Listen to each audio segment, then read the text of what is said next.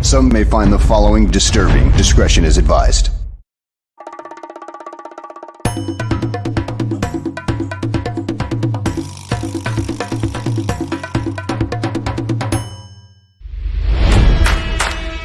Never before in the history of sports podcasts have two men brought you opinion and analysis like these two.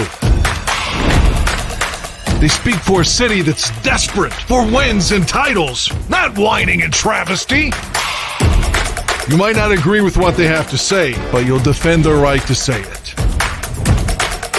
Sports fans across the world, from Chicago, Illinois, this is the Mac and Read Show.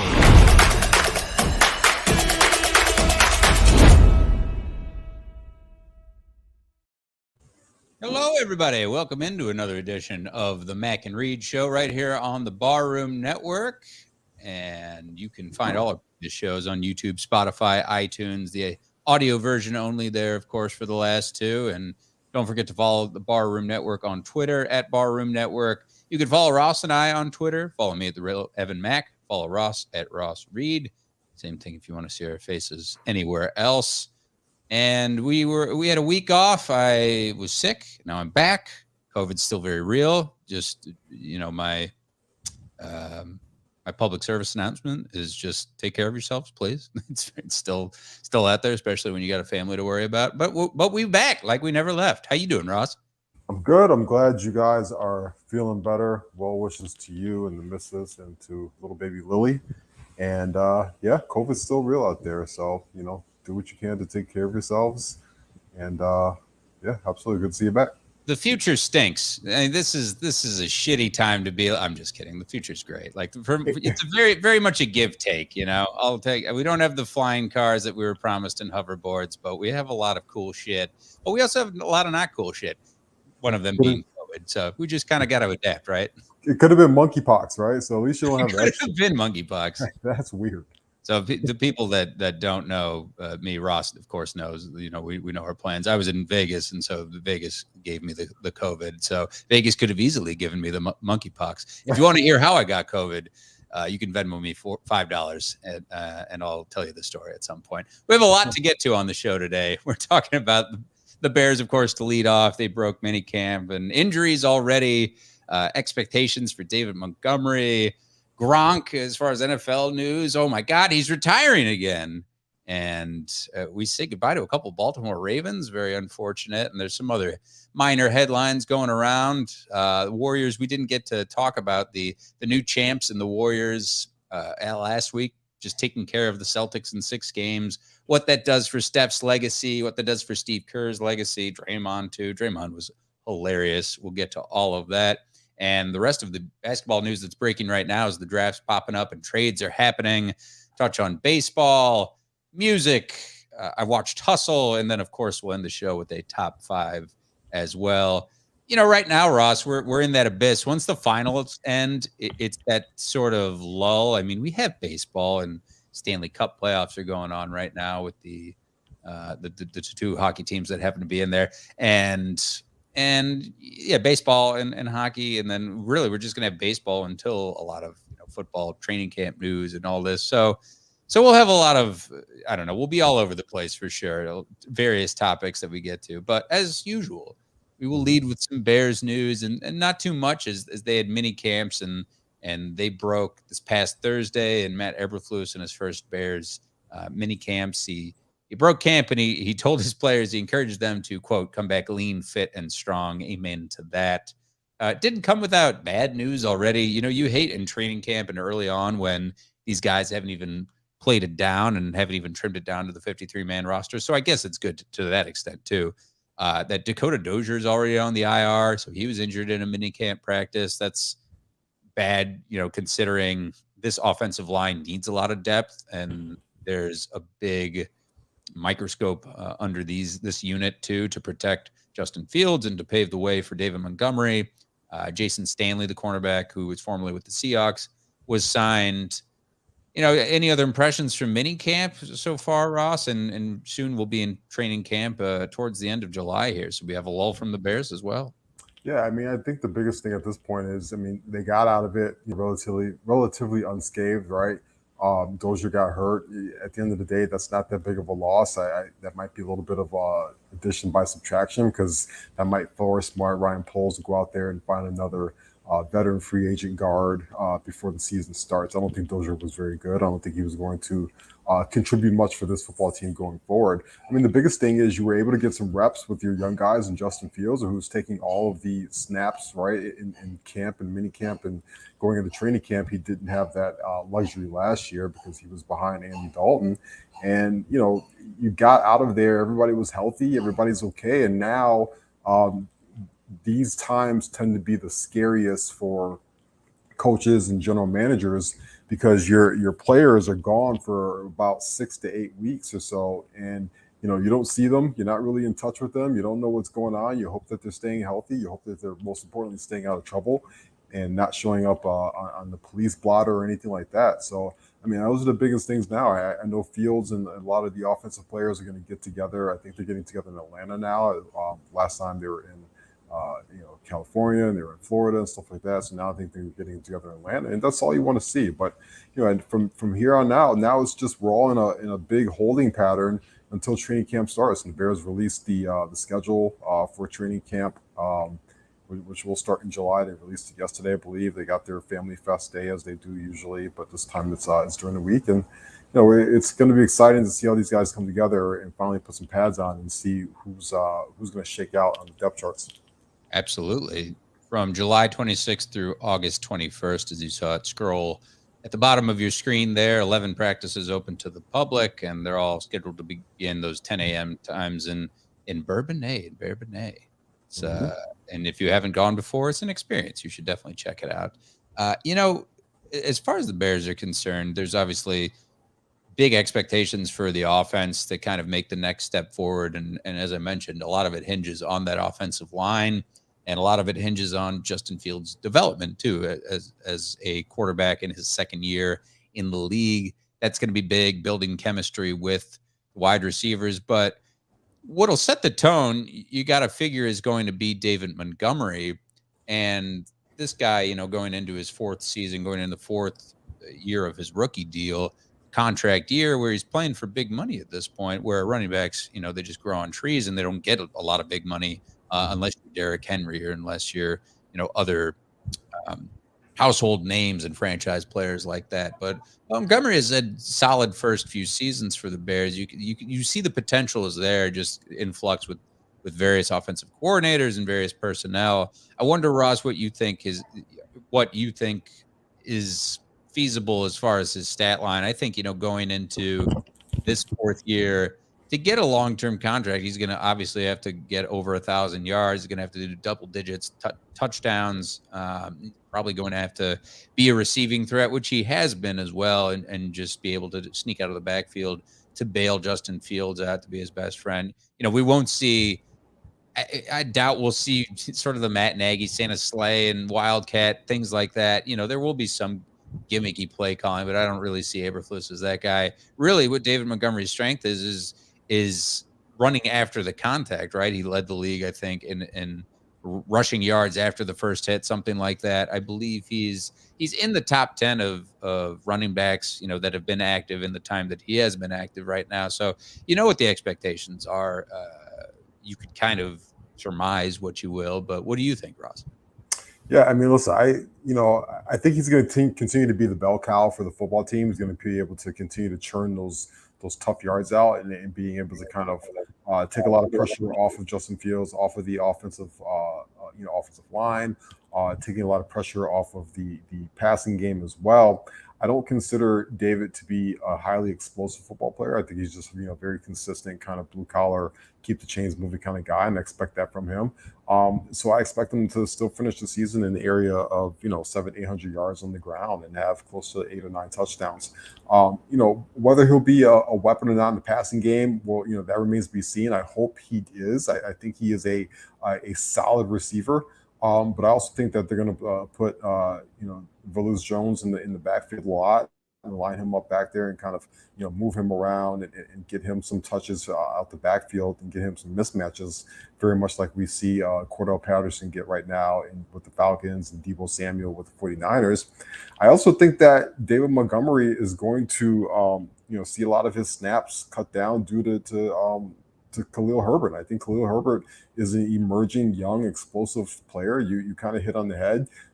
It's usually not great practice to pay running backs a big second year contract or a big second time contract on the way around. And if the Bears and Ryan Poles don't really want to invest long term in David Montgomery, well, why wouldn't they kind of lean a little bit more on Khalil Herbert, knowing that they have him on a rookie deal for a little bit longer period of time? And I think you're going to see them transition Herbert more into the offense, because I do think he's a more explosive football player, and he's got more of that home run ability than David Montgomery does. Yeah, you saw Herbert have extended workload last season and had some good games for himself. So to have that competition going into, and the Bears drafted a running back in the 6th round, it should be mentioned as well, just for sake of competition. And again, these guys, they grow on trees, they get injured. It's tough. It's one of the toughest positions in terms of injury and as far as expectations, and to make your mark and to have a long-term contract like that. It's very tough. So I'm curious to see how Montgomery is used, and curious to see his output and how he fits in with this new offense, and how he fits into Matt Eberflus's game plan as a whole. And again, going back to the offensive line, I think you hit it on the head with Dakota Dozier, Ross. Now if you're Eberflus, you look around the league and you see if there's another sort of younger vet out there, if you can fill out this line. I know that you did draft a lot of depth in the draft back in April. So these guys got to fight it out come training camp, and you'll see firsthand how it's going to pan out, really. But I'm not sure that, outside of Dakota Dozier, you look at that interior has just been kind of a mess. Not to say that the tackle position has been any better, but that's going to be very telling for the production of David Montgomery going forward too. It is, and I think that's the one group that you hope really comes together sooner than later, and you hope 5 guys emerge at the start of training camp. I think right now the Bears have a lot of it's projected to be one of the worst offensive lines in football. They've got a lot of young, inexperienced guys on there. They've got guys coming off an injury like Tevin Jenkins was most of last year, and Larry Borom was kind of a late entry into the starting lineup last season as a rookie. And so, you've got a lot of, but, Ryan Poles did invest a lot in the draft as well. And you saw like Braxton Jones get a ton of snaps at left tackle in minicamp. He's a rookie coming into this. So there are no household names on that offensive line, but I think there's some guys that could flash. And most importantly, if they can come together and play at least average football, I think that's a big win for the Bears, and obviously a big win to keep your quarterback upright, but then also for the running game, because I do think the Bears are going to want to run the football a lot no matter who's in the backfield. I think you're going to see multiple guys in the backfield get a lot of touches out there, and I think they're going to want to use the play action a lot and get Justin Fields on the move, and you need those offensive linemen to be very athletic and cohesive to be able to run that. Yeah, no question about that.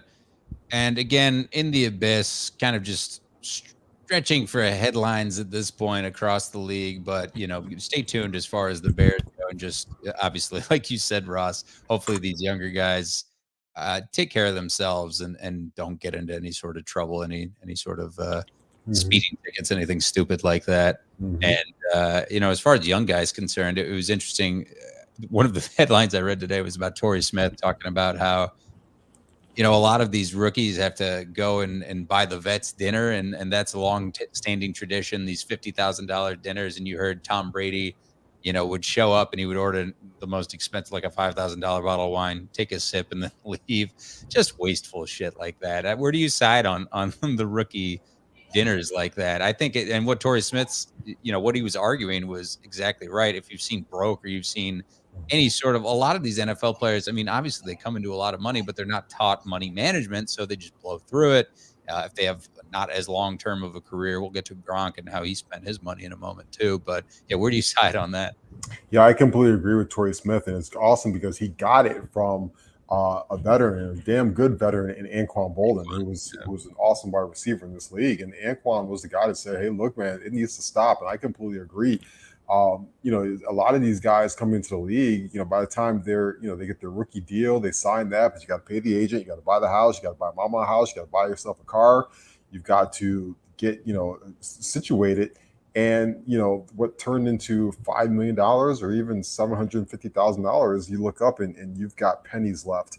And so to take an entire football team out to Ruth Chris or something like that for a dinner and spend $75,000, that's just absurd. And I don't get it. I don't get the whole hazing thing and the rookie thing. I think, sometimes, it's fun in high school and maybe even a little bit in college, but when you're in the NFL, you're a professional. Like you don't ever get a job at accounting and make Barbara go out and buy everybody freshie for lunch or something like that. Or it's like it's absurd. Like let's time to be professionals. You can have fun. I think just think that you should have fun in a different way. I'm all for rookies carrying the veterans' pads at the end of practice, or filling up the water bottles, or washing a guy's car, or something fun like that. But when it comes to actually tangible money, and maybe forcing a guy to spend a ton of money, I'm not in favor of that. I'm also not in favor of Trevor Lawrence converting some of his bonus check into cryptocurrency. That is just an absolute nightmare of a decision there. Poor decision making from QB1. Well, especially right now. Didn't OBJ do that last year? Didn't he want his 1 year deal in crypto? He did. That's their decision. May not be a good one. These financial advisors got to do a lot better if you're telling these guys to take some of these checks in cryptocurrency right now. You might as well be passing out monopoly money in some cases. Exactly. Just here's an NFT, and then you won't get any visible money. Yeah, $75,000 on a dinner for veteran teammates. That's an example that Jets wide receiver Garrett Wilson was talking about, and had to foot the bill for that. And these guys don't make a ton of money that first year at all. It's one thing to do some sort of, like you said, carrying pads is one thing, or pranking a rookie, something like that. But to have them foot the bill is just absurd and stupid. Like, especially the NFL these days, because you get fined $50,000 for wearing the wrong colored cleats, something like that. It's pretty dumb. Talking about Gronk, I heard with the news of his retirement, he didn't spend any of his salary money. Gronk has a ton of endorsements over the years. He does, what does he do? Do the, the veteran shit like that. He's done AARP or whatever. He's done Dunkin' Donuts. He's done, between Tampa and between his time with New England, he has had many, many deals. But as far as Gronk's resume goes, if this is indeed his actual retirement, the man, probably you put him up there with Tony Gonzalez and guys, the likes of that, as far as the best resume of all time of a tight end. Antonio Gates too. Like, he's on that Mount Rushmore, and he might be the GOAT tight end, because in his prime, I was watching highlights of him in New England with Brady, and what he did to elevate Brady's career. Like, Brady obviously has had a ton of weapons over the years. None was as dangerous as Rob Gronkowski. He had Randy Moss, impressive. Julian Edelman, your boy, Ross, not as impressive as Rob Gronkowski in his prime, an all-pro for sure. And to go to Tampa with Brady, I mean, just the connection between those two and his personality, just unbelievable. But the run after the catch stuff and how he would just handle the football, like not even tuck it, just go around guys like that and lead towards the end zone, made some phenomenal grabs. The guy's a meatball, but really just, again, clearly good money management and one of the best tight ends we'll ever see. We're lucky we get to see guys like, I feel like Travis Kelce has earned that nickname, kind of baby Gronk at this point, and George Kittle. Guys like that are just really impressive, and they set the mold of a guy like Gronkowski. And so if he's gone, he'll be missed too, because he was a hilarious personality for sure on and off the field. Terrific football player. He's the best tight end I've ever seen in my lifetime. I put him on that list, obviously, with Tony Gonzalez. I was able to see Shannon Sharp play for a long time with the Denver Broncos. He was awesome. You mentioned Antonio Gates, who was a phenomenal tight end as well. I never got to see guys like Kellen Winslow Sr. I got to see his son play, who's not as good, but I didn't get to see Kellen Winslow Sr. play. I heard he was obviously a phenomenal tight end. You know, Chicago's own Mike Ditka is in the Hall of Fame as a tight end as well. But Gronk was the best to me because he was the best all-around tight end I've ever seen. He was a phenomenal blocker. I think a lot of people forget that. The guy, if you put, he would line up in line and just be an absolute terror, especially in those New England years as a blocker. And then the guy would just take an absolute punishment going up and down the field, catching these passes, and he would deliver the punishment too. He was an amazing red zone target, and obviously you hit it on the head there.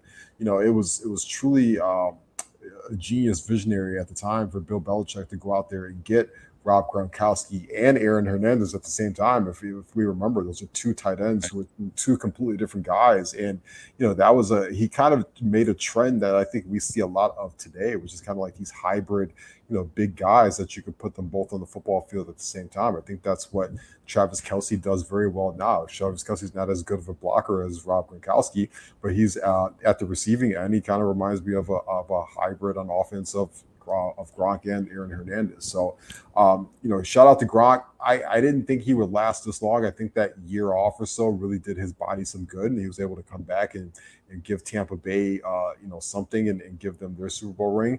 I think that him being hurt in the Super Bowl that they lost to the second Super Bowl to the Giants, and he was hurt in that Super Bowl. I think that was a big reason why the Patriots lost that football game. You could just tell he didn't quite have it. And, Brady was having to rely on, the Wes Welkers of the world and the guys who weren't that good. I think if Gronk is healthy in that Super Bowl, then the Patriots get even another ring, So, definitely first ballot Hall of Famer. He's, obviously, a lot of people like to think of him as a big dumb jock, but like you said, he's a guy he's saved his money, has been smart in his opportunities outside of football. He was doing stuff with Fox. He reminds me a lot of Marshawn Lynch in that way. And I expect him to have a very lucrative career going forward. He can be in the Expendables Part 7. He can be on WWE. He could, he can host one of those stupid TV shows on ABC where they jump off of like little balls and splash into the water or something like that. He's just gonna work, and he's always gonna be in our lives for the rest of his life. And shout out to him for doing that. And also shout out to his mom, who there's like 4 Gronkowskis, and there's a ton of them. Yeah. She popped them all out, and she raised those boys, and I can imagine them just beating the shit out of each other at home every single day and going through probably 6 gallons of milk a week and the loaves of bread and stuff like that. So shout out to that woman. She's a saint. She deserves everything that she has as well, and everything that's also coming to her still. Absolutely. That family is certainly capitalized off the Gronkowski name's rise to fame at this point. I feel like they do a cruise every year too, and it's like sponsored by Bud Light and just ridiculous and debauchery. Yeah, you talked about Gronk and his future in media. He'll be hosting Family Feud. Who knows? He'll be succeeding Steve Harvey. But I'm curious to see. I feel like there's a lot of speculation now that he is quote unquote retired for good, as to where he will land if he goes to Fox. He seems like a Fox guy to me.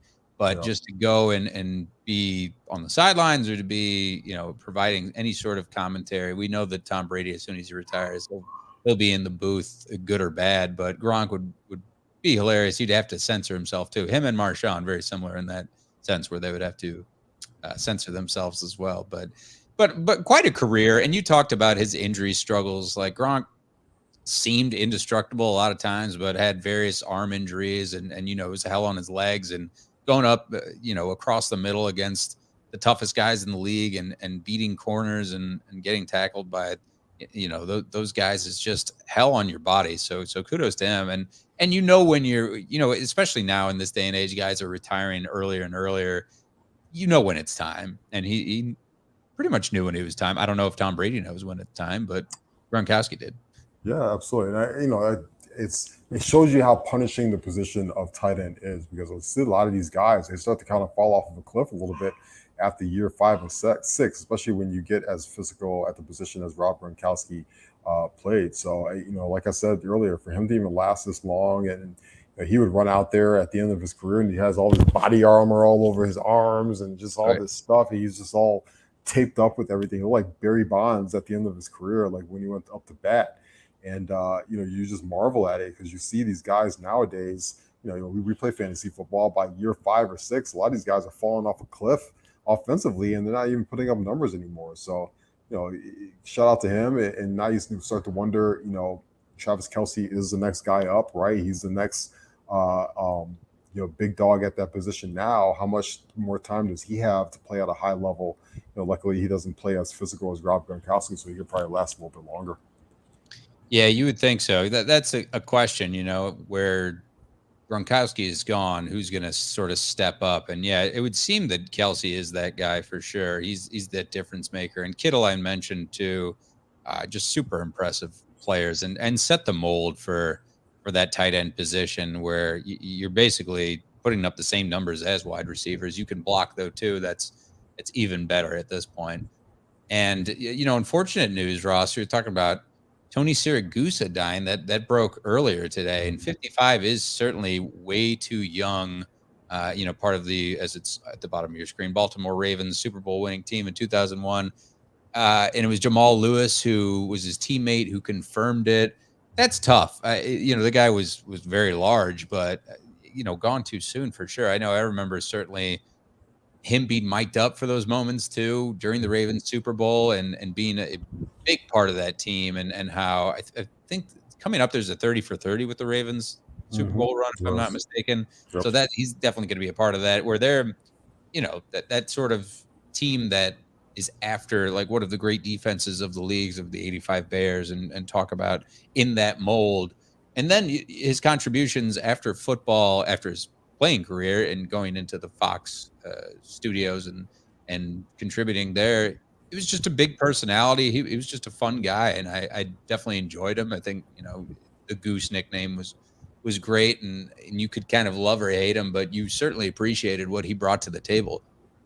Absolutely. I mean, he's he reminds me of like you said, those big space heaters that we had a lot more in common back then. It was like Tony Siragusa, it was like Vince Wilfork, right, for the New England Patriots. The Bears had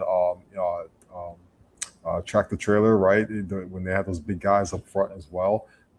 So it's really sad. It's sad to see anybody pass away at 55 years old, but especially somebody that has been in our life for a period of time, like Siragusa was, who's a fun, awesome football player, big personality. Moved on to the media side of things. I thought he had a good run at Fox. I was surprised that he didn't keep it going. He's in one of my favorite movies of all time, which is The 25th Hour, which is a Spike Lee movie that stars Edward Norton, which is an amazing film. If you guys watch it, he plays a bouncer in the movie for he plays like a mob guy or something like that in the movie for a short period of time. But yeah, absolutely. But just a fun guy. It sucks, man. The Ravens had 2 big blows today because they had one of their defensive end / linebackers who Jalen Ferguson, who's tragically passed away as well. So prayers to the Ravens family today, and prayers to those 2 gentlemen's friends and family as well. It's just that's news that you never want to hear from a 25-year-old young man to a 55-year-old young man. It's just absolutely awful. You never know, right? You never do. We don't want to end on a somber note. The NFL talk, though, there's a ton of speculation as far as offseason moves that still could happen. As far as the big thing is the Browns right now and whatever the hell is going on with that, and Deshaun Watson settling outside of court with all these women that have come forward with these allegations, and then Baker Mayfield, of course, requesting his trade. That's just one example. There's still a ton of teams that need to make a big splash, and there's still some uncertainty as far as free agents. Is there a move out there that sticks out to you, Ross, that you'd like to see a team make? Well, I mean, the 2 things for me is, like you hit it on the head. We haven't talked a lot about the Deshaun Watson stuff for obvious reasons. It's creepy. It's uncomfortable. We don't know what's true, what's not true.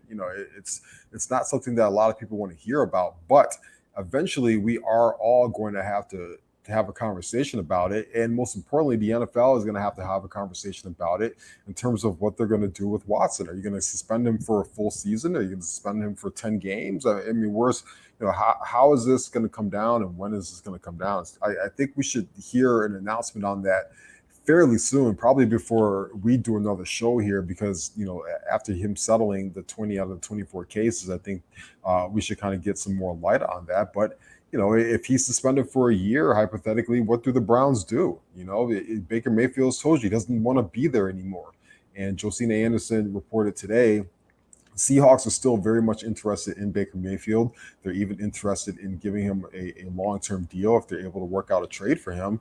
And that kind of leaves the Browns in a really tough spot because they went all in for this season with some free agent moves and some different moves to go out there. And it would be really tough if they can't have Deshaun Watson on the field. I don't feel bad for them. I feel like what they did and how they gave him the money is really freaking gross. So they kind of deserve it. But from a pure football standpoint, the Watson domino is huge. And then from there is what's going on with Baker Mayfield. Is he staying in Cleveland? Is he going to Seattle? And then number 3, for me, you still have Jimmy Garoppolo out in San Francisco, who is going to be ready to throw football again in about a month and a half. He's coming off a shoulder injury, and he's still on that team. Is he going to Carolina or is he not going to Carolina? Is he staying in San Francisco? If he stays in San Francisco, does that make it a really weird situation for Trey Lance that's there and they want Trey Lance to take over? But what if Jimmy Garoppolo outplays him in training camp? It's all just really weird and kind of, all over the place. Other moves, we don't know what's going on with Odell. Odell is still rehabbing a torn ACL that he had in the Super Bowl. So I don't expect Odell to be ready to play any kind of meaningful football until probably closer to week 6 or maybe a little bit later than that. But a team could definitely use Odell Beckham in a really long season post week 6, right? You're looking at maybe are the Green Bay Packers keeping an eye on him? Would he go back to the Rams on a cheap deal or something like that, or would he go somewhere else? So that's another guy who's kind of lingering out there right now, just kind of like you're watching and seeing what's going on. What if Tom Brady just called him and say, "Hey, Odell, just stay home and then show up in Tampa in week 8, and that's really when I need you." Or Aaron Rodgers, yeah. Sure. Some team will pay him in crypto again. We talked about the free agents, and I think that obviously Odell Beckham Jr. is headlining that, but there's a ton of offensive tackle talent too, and Dwayne Brown and Riley Reif, Eric Fisher, guys like that. Dante Hightower's out there. So, these guys could still make moves at some point soon, but that Brown situation is so odd. And when you think of this franchise, I was suddenly turning a corner. I was never a Mayfield fan, but especially Watson too with this, it just seems like the Browns are just kind of cursed to an extent. You think the Bears are. Look at the Browns organization as well. So we'll have to monitor that and tune in next week to see what we have to say about that. Switch focus to the NBA, Ross, and we got a new champ, an old new champ. They did it before Kevin Durant. They did it during Kevin Durant, and they did it after Steph and Clay and Draymond. Very impressive, man, when you figure they had called this from the start. And of course they did, because they've been there before. And it was a good series. I think hats go off to the Celtics. They were just overmatched by that 3-headed monster that I mentioned. And then the lottery pick and Andrew Wiggins. I think obviously Jordan Poole and Gary Payton Jr. This franchise just develops talent so well and is run so well. You figure how they were able to, talking about what I just did, handle getting that personality and that player in Kevin Durant, and then bottom of the league after that, and then rebounding and making a run like this is probably their most impressive championship yet. You figure they were loaded before and they were in the same breath as the Heats of the world and all these superstar laden teams. This core has stayed together, and you throw Iguodala in there and whoever else who's kind of stayed over. And Steve Kerr, what he's done with this team, nothing short of amazing. I think this elevates Curry certainly into the conversation of one of those best players of all time. He's already the best shooter of all time in terms of accomplishments. I think that series was what we expected. I did call Warriors in 6, went to that. I think we were all robbed of the Game 7 on Father's Day, though, for whatever reason. Draymond stayed so petty. It was great to see. But I'd say first too, Ross, regarding that championship, where does this leave Steph Curry? He's in the top 10 players. Is he in the top 10 players of all time, or where is he at for you right now? He's in my top 10 of all time. So I was going through it the other day. My top 10 has, let me see if I can remember this off the top of my head. Here we go. He's got Jordan, LeBron, Bill Russell, Kareem Abdul-Jabbar, right? Magic Johnson, Larry Bird, Tim Duncan, and then Wilt Chamberlain, and then I got to put Kobe, and then I got to put Steph Curry. That's my top 10. And, he sneaks in there. You have to put him in there. You have to consider this a fringe dynasty of what he's done. And you kind of hit on the head for me. In the player empowerment era, this is the guy that stayed in Golden State his entire time and went through the ups and downs of that whole situation, the organization. Think about his early ankle injuries that he had. Think about, the stuff that Clay has gone through the last 2 years of his career, and the getting Kevin Durant, to losing the Kevin Durant, to losing the 73-9 season, but coming back and doing this is just super impressive. I mean, the guy was in a playoff. They were in the play-in game last year, and they lost the play-in game to the Lakers, right? And all of a sudden, he's an NBA. They're NBA champions a year later, right? And remember, the year before that, he missed most of the year with a hand injury. So it's just really impressive. I just read a stat on Twitter right now that he has the largest playoff win. He's got the best playoff win record of all time for a player.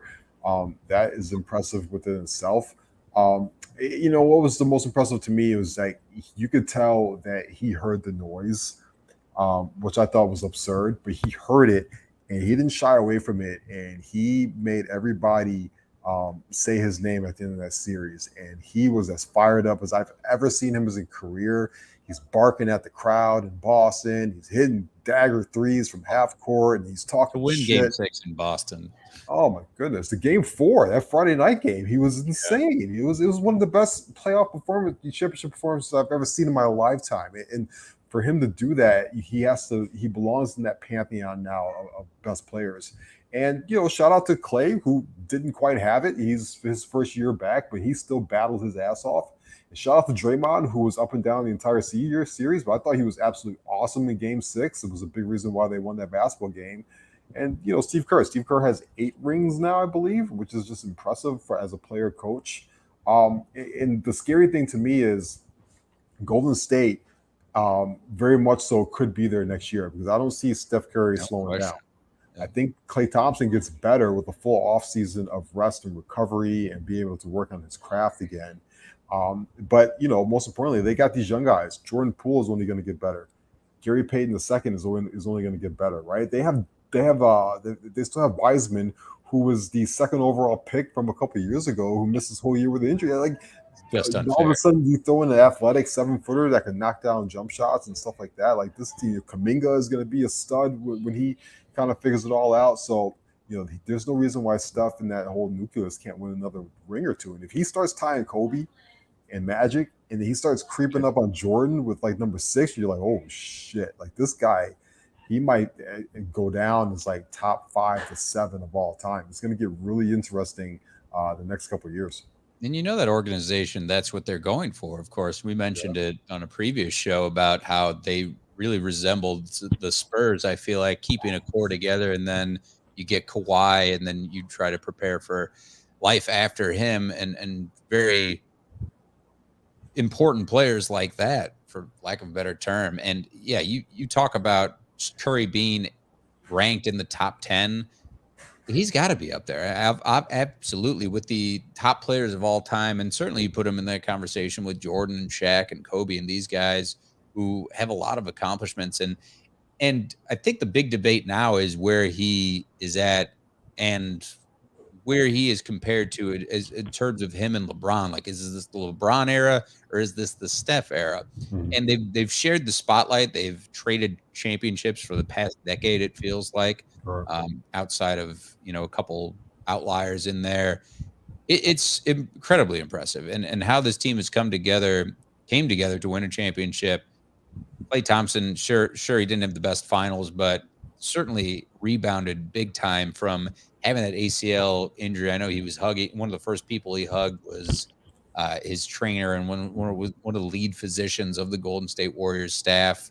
They're just so well run from top to bottom. You just really have to be green with envy if you're any other organization in this league. And Steve Kerr, I think heck goes off to him. I think, certainly I don't put a paramount on coaching as much as a lot of other leagues, but it makes a huge difference, especially when you see in the finals here, guys from the Popovich coaching tree and guys who know exactly how to manage personalities, which is a big thing. And in the smaller roster size, it just gets that much tougher, I feel like, to an extent. But it was hilarious to see Draymond and Steph and Clay celebrate once again. And you got to figure again with James Weissman and with these young guys coming up to provide some help for Steph and for Clay and for Draymond, for these guys to try and run it back. Wonky Bucks are the odds-on favorite between them and Warriors, as you see it at the bottom of your screen here. But I would be hard pressed not to really see these Warriors run it back, because they've just been there before, which means so much. And I think there's a lot of, even during the finals talk, was all about the Lakers, was all about the offseason for LeBron. And why not? Why not focus on Steph at this point? It's crazy to me that he wasn't getting the same spotlight as a LeBron James. And I get it. LeBron James is still the face of the league. He's getting the comparisons to Jordan. He can break the all-time leading scorers list next year and overtake Kareem. But Steph is getting up there too in that conversation of owning this era and setting the tone for the era with shooters too. I mean, everybody's trying to be like Steph at this point. Yeah, I think it's safe to say that LeBron James is still the better player, in my opinion. I think he's the second greatest player of all time. But I think it's safe to say that Steph Curry has had the better past 10 years and has been the better player over the last decade. I think we forget LeBron's been in the league for 20 years now, you know? So he's had like two separate careers, it feels like. You know, Steph has revolutionized the game in a way that I don't think that, you know, we'll ever see again, probably, or he's changed it for a ways, you know, for in a way that it's going to take a long time to maybe revert back to something else.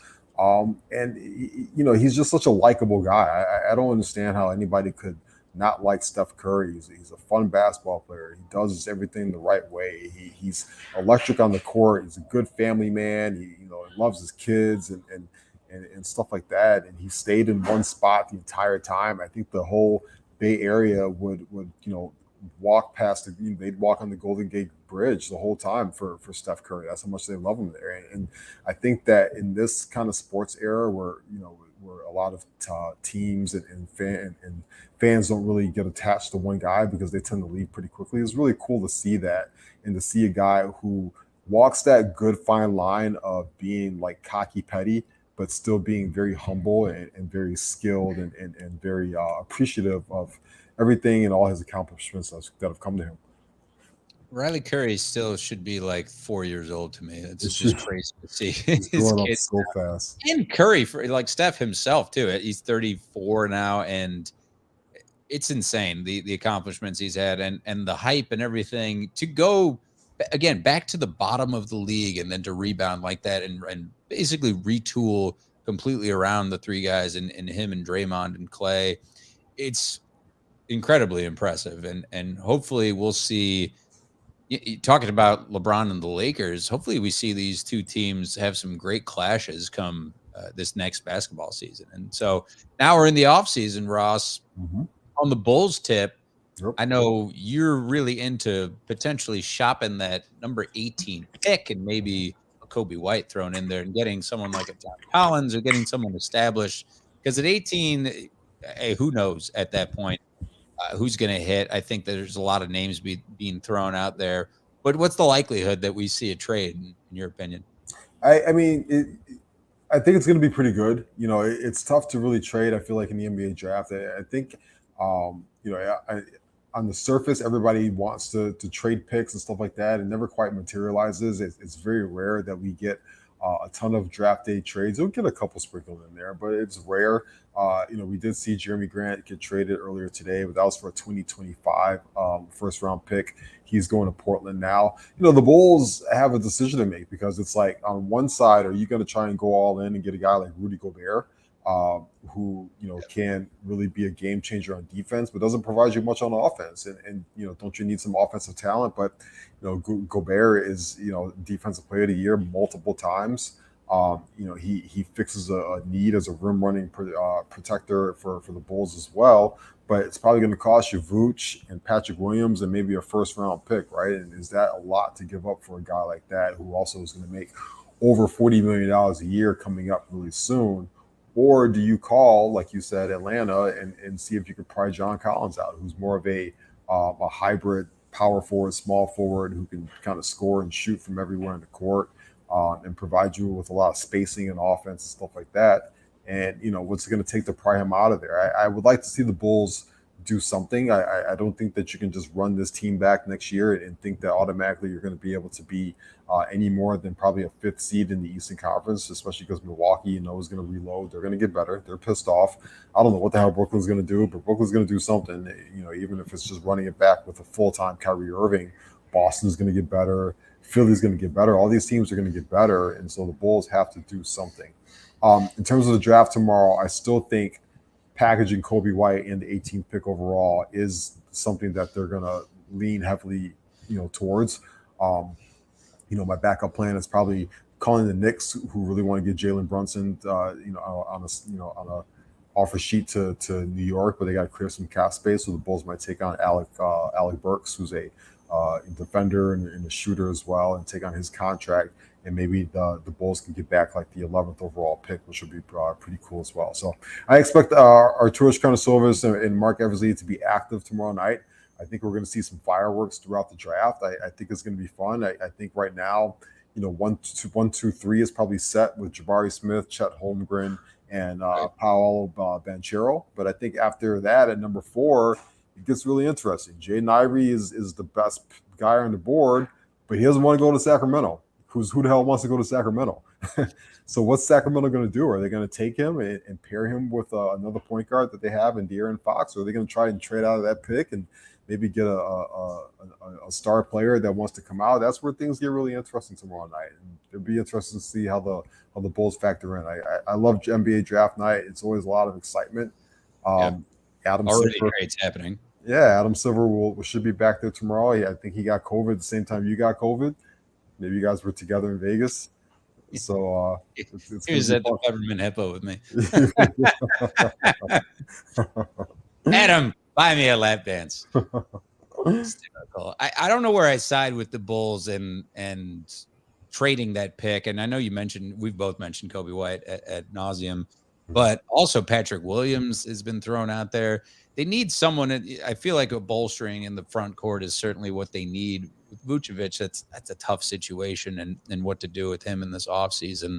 It seems like the Bulls will be stuck with him. But also, looking at 18, there's guys who made deeper runs into March Madness last year, as far as Mark Williams and Tari Eason and Ochai Agbaji and guys like that might drop as far as 18 for the Bulls. But then you could get someone just completely unproven from like Santa Clara or someone like that. Right. But as far as what this team needs, I think you're a big John Collins guy. I just think that they need a breath of fresh air in the front court. I think they're very set as far as, looking at DeMar DeRozan and Zach LaVine, just making those guys happy is going to be super important. But you look around the league, you need a guy like that, unless you're the Golden State Warriors in the case that we just talked about.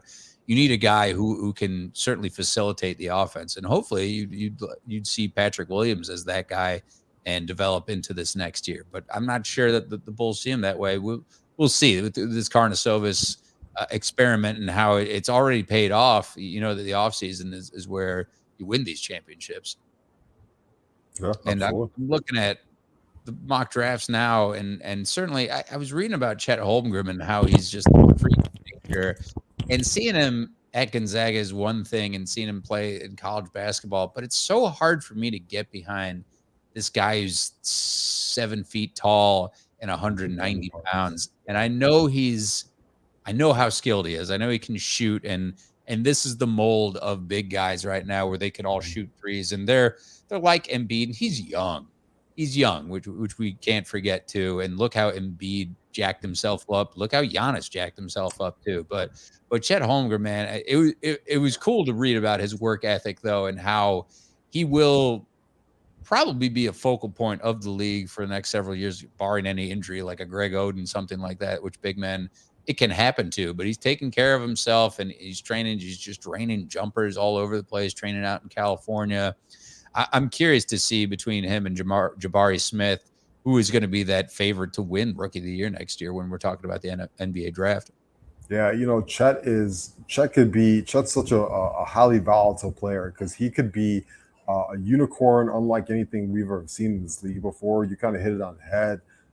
Could he be a package of Giannis, Al Horford, Kevin Durant, like just a lot of things that have been thrown out there. The guy could shoot, he can dribble, he can rebound, he can defend the rim, but he's tiny. He's gonna have to bulk up. But I mean, we've seen guys bulk up, right? Like you said, go look at Giannis Antetokounmpo on draft night. That kid was skinny as a rail, and Oh, yeah. he's ripped now, right? Even a guy like Kevin Durant, who still looks really slender to this day, but he's put a little bit of size on him. We've seen guys like Kevin Garnett come into the league a long time ago, very slender as well. So Chet can fill out. If Chet can get to even 220, 225, which should be no problem for a young guy like that, then he's just a completely different basketball player, right? And so I know OKC is really wanting him, but on the flip side of it, this is a wing dominated league. We just saw it in the NBA Finals, right? And the Celtics get to the finals with two very good wing players. Most of the players that are really good in this league are 6'6" to 6'9", right? Steph Curry is an anomaly. Most guys fall into that range, and guess who falls into that range? That's Jabari Smith, and he's an elite scorer.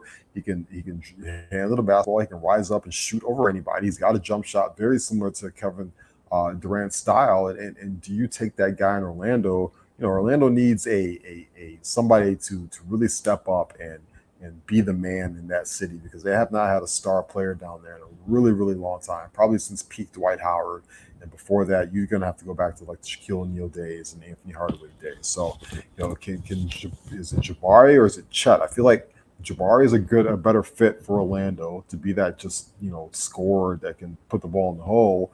And I think Chet is a really good fit in OKC as a Gonzaga guy going to OKC. That's probably a better fit for him. They have like 35 first-round picks coming up, so they can let Chet just kind of develop and grow into his own and continue to build through the draft. And OKC might have something in about 4 or 5 years.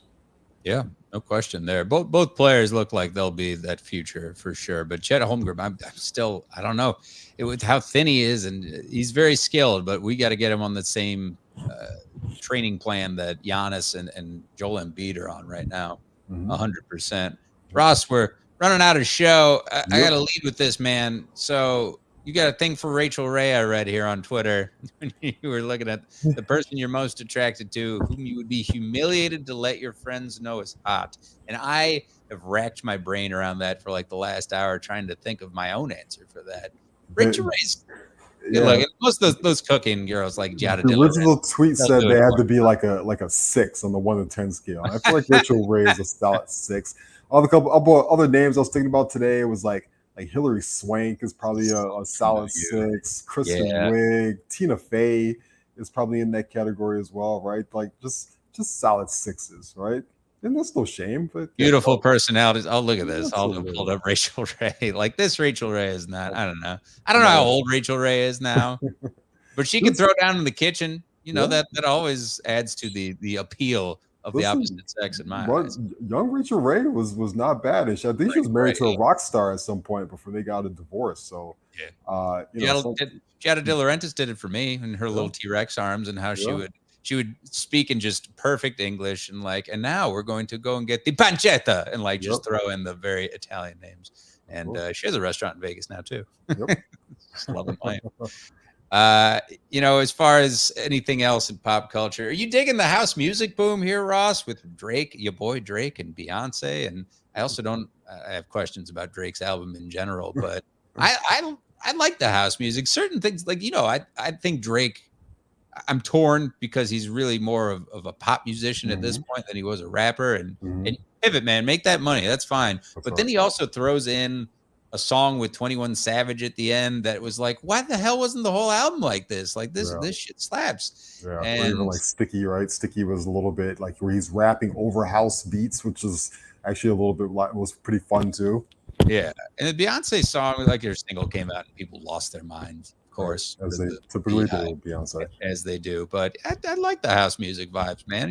As being, of course, from Chicago here, we got deep house music roots, and so I'm for it. I'd like to see more of it. It's funny, yeah. I think that it's an interesting pivot for Drake though to go ahead and do that, and Beyonce for that matter. Sure, and I mean it goes to show you that the money is in is being, if you're able to be ambiguous and kind of fly in between genres, then you're able to get more money, right? And Drake just signed a $400 million deal, and so he's going to start getting a little bit more out the box, in my opinion, and start trying to hit more genres. Because if you look up, he's got the #1 dance album in the world right now, the number Right. one dance album, which means that he's going to get nominated in a different category for the Grammys from J. Cole and Kendrick Lamar, and all of a sudden, he goes into a little bit of a different bag, which obviously is more lucrative for him.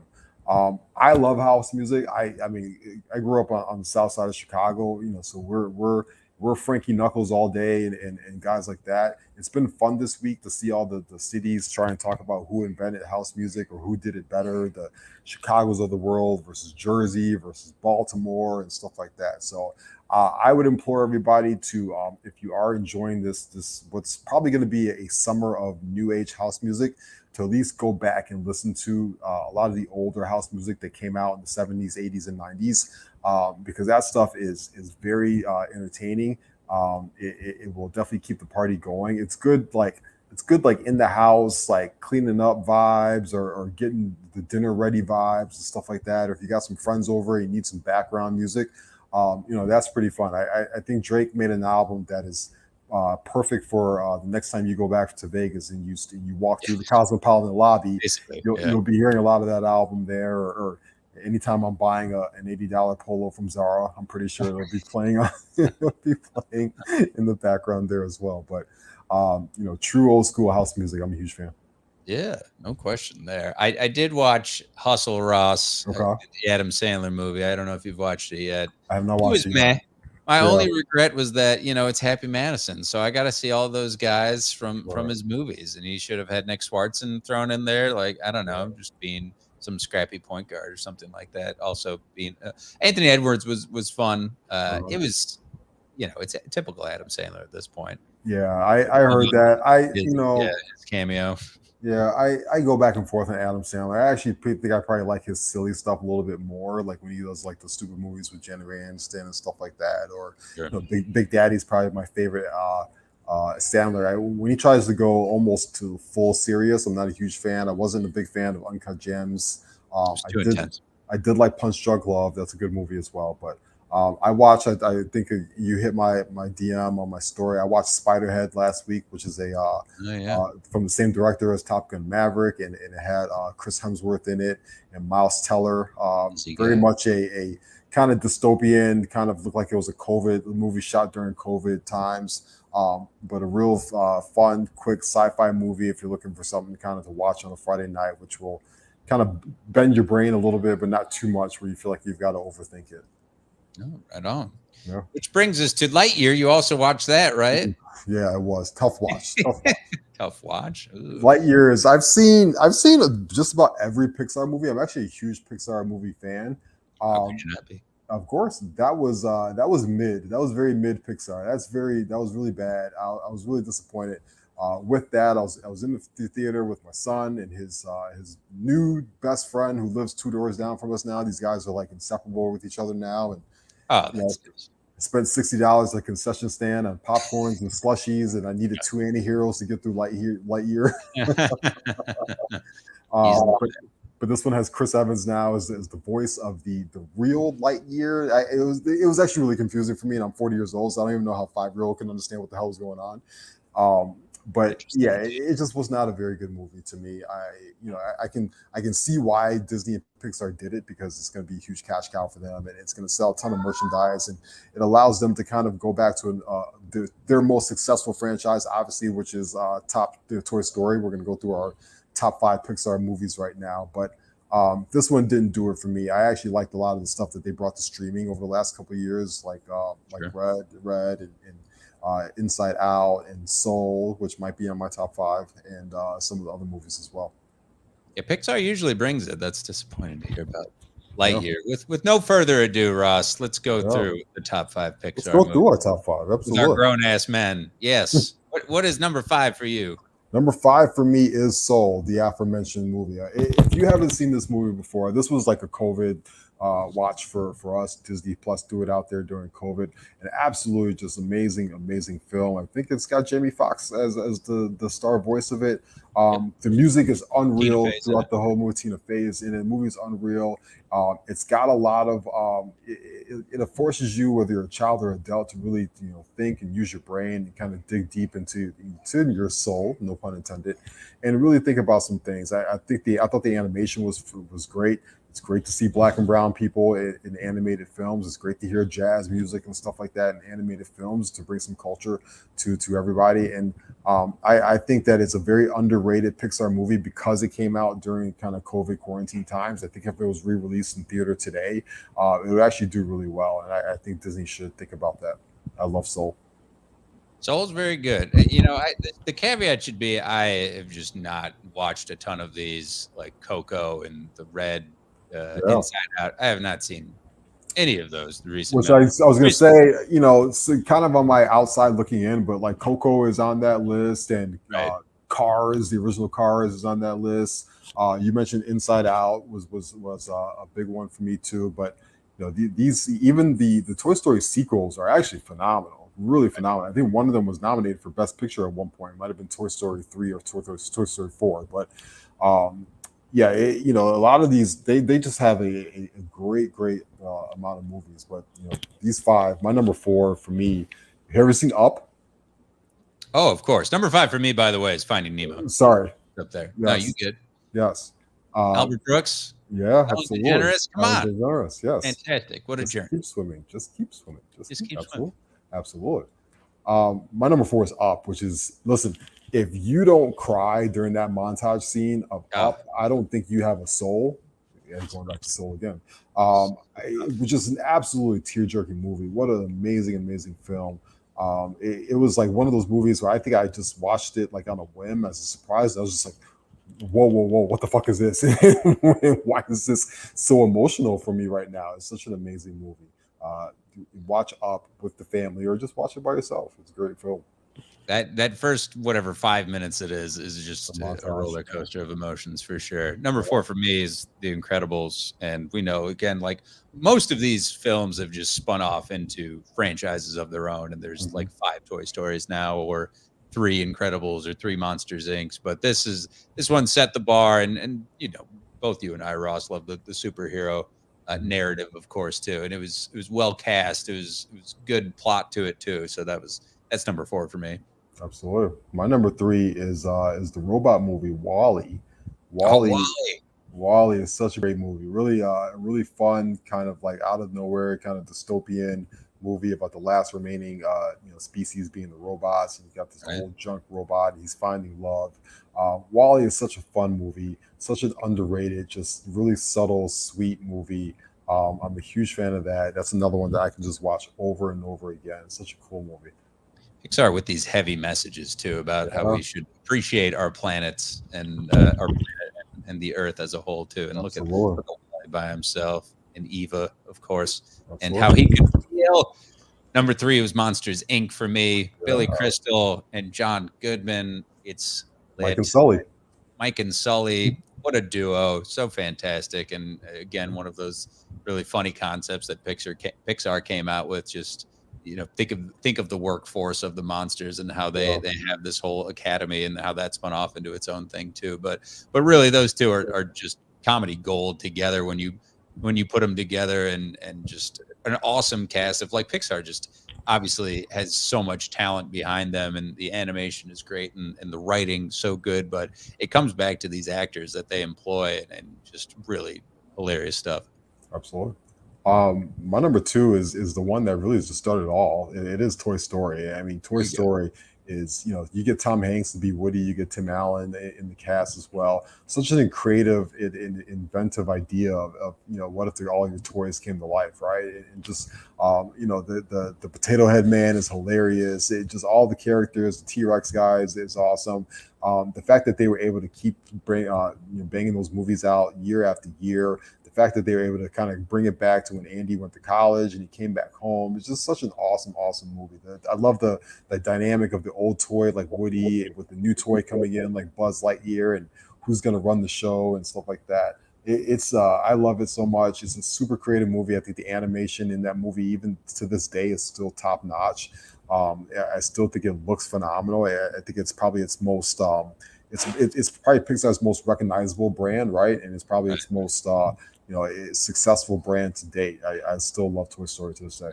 Yeah, you figure what started it all. Number two for me was Up. Going back to that, and just a great storyline of this old man and how he put the balloons to his house and honor his late wife, and how the little kid Russell, and then the dog, and just Pixar just paints these very vivid stories, and the animation, like you talked about, how Toy Story set it off, just continues to improve over the years. Number one for me is Toy Story. What's your number one, Ross? My number one was your number five. It's Finding Nemo. The first time I saw Finding Nemo, I mean, as a guy, how can you not connect with the clownfish, and he's trying to be somewhat overprotective of his only son after he lost his wife and kids, but at what point do you let them go free? I think it's absolutely hilarious. Ellen DeGeneres absolutely kills it in that movie. I think it looks amazing, the colors and being in the water with those fish, and I love the various villains. I love a good like a trek, like an Odyssey. Anytime you've got to go on an adventure or a trip to go find somebody or find something, which is why The Little Mermaid is also really high on my list as well for just original Disney films. But I love Finding Nemo so much, and just an absolute terrific movie. I love the music in it as well. It's to me, it's Pixar's funniest film. I to this day still laugh my ass off when it comes out. I love it so much. I feel like everybody's all about Coco. I'm surprised that it was not. I haven't seen it, so I have no. Yeah, Coco's good. It's not. It's a little. I think in the last 10 years, Pixar has gotten very serious with their tones of their movie. Really have. Yeah, and they've taken you kind of do a double take, taking your kids to very weighty subjects. Yeah. I miss when they have I don't mind the seriousness and the serious tones of a movie, but I do miss a lot of the comedic atmosphere that they had in their earlier films. And a movie like Coco is really good, but boy, it takes on some heavy strings that they're trying to pluck in that movie. So it's on my outside looking in, but still a really good movie. That franchise stays winning, my friends. Yep. We are out of show. Thank you to everybody for listening in and watching us. We're on YouTube, Spotify, Podbean, iTunes, wherever you get your podcasts, and you catch us out visually on YouTube, of course. Follow us on Twitter. Follow me at The Real Evan Mack. Follow Ross at Ross Read. Thank you to the Barroom Network for giving us a home. Follow them at Barroom Network for all the great shows. There's no science fiction tonight, I believe, so we'll be the cap to the channel. And for now, we say deuces. Everybody be good to each other out there. So long. Peace.